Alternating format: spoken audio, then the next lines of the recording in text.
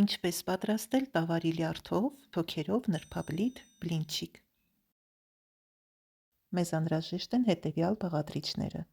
խմորի համար 2 խոշոր հավկիթ, 400 մլ կաթ, 1 թեյ գդալ աղ թեթև, 1 թեյ գդալ շաքարավազ, 160 գրամ ալյուր, 1 բաժակ, 4 թեյ գդալ բուսայուղ և հավելյալ 50 մլ կաթ, եթե ցանկանում եք շերտերն ավելի բարակ ստացվեն։ Նրբաբլիթները պատրաստելու ենք դասական եղանակով, առանց սոդա, առանց եղմանջրի, առանց հանքային ջրի, առանց օսլա։ Այնպես որ խորհուրդ եմ տալիս պահպանել այս տեսանյութը։ Խմորի բոլոր բաղադրիչներն իրար խառնելուց հետո թողնում ենք խմորը 30 րոպե հանգստանա։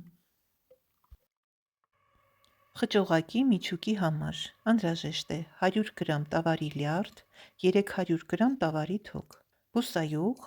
1 փոքր գլուխ սող, աղ, սև և կարմիր պղպեղ ըստ համտեսի, համեմ սամիտ կանաչ սող ըստ ճաշակի։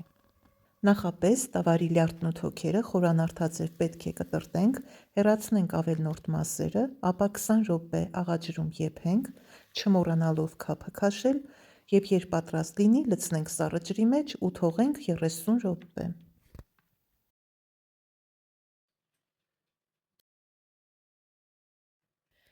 Սիրելիներս, եթե ձեզ կհետաքրքրի, գրեք մեկնաբանությունների բաժնում, հաջորդ անգամ ձեզ հետ կկիսվեմ մի հնարքով, լայֆխաքով, թե ինչպես անել, որ փաթաթելիս նրբաբլիթները չպատրվեն, անգամ եթե սառեցված են։